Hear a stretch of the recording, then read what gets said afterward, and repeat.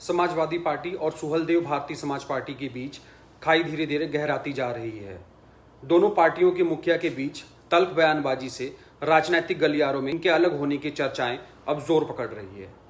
इन चर्चाओं को और बल तब मिल गया जब सुभाषपा के ओम प्रकाश राजभर ने अपने ताजा बयान में कहा कि वह सपा की तरफ से तलाक का इंतजार कर रहे हैं। हालांकि इससे एक बात तो साफ हो गई है कि सपा की लगातार हार की वजह से उनकी सहयोगी पार्टियों से नहीं बन पा रही है।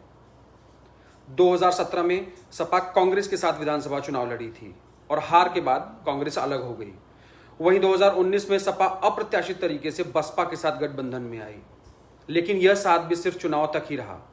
और अब हाल में 2022 में सपा ने सुभाषपा के साथ हाथ मिलाया था, लेकिन यह गठजोड़ भी चुनावी हार के बाद कमजोर पड़ गया और अब धीरे धीरे खत्म होने की कगार पर है।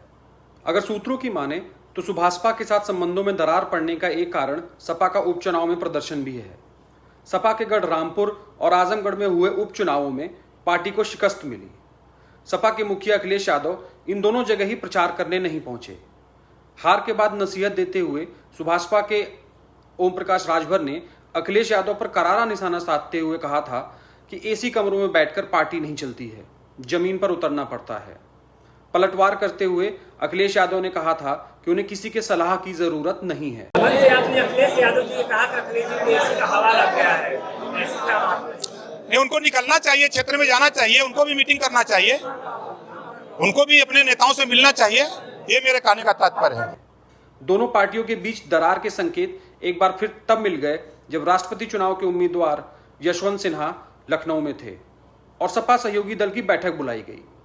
बैठक में सपा के सहयोगी राष्ट्रीय लोक दल के अध्यक्ष जयंत चौधरी मौजूद थे, लेकिन ओम प्रकाश राजभर को निमंत्रण नहीं मिला था। इन सब घटनाक्रम के बीच अटकलों का दौर जारी है और अभी यह अनुमान लगाना मुश्किल होगा कि अखिलेश यादव अपने सहयोगी राजभर को मनाकर अपने खेमे में रख पाते हैं या फिर राजभर एक बार फिर भारतीय जनता पार्टी का दामन थाम लेंगे।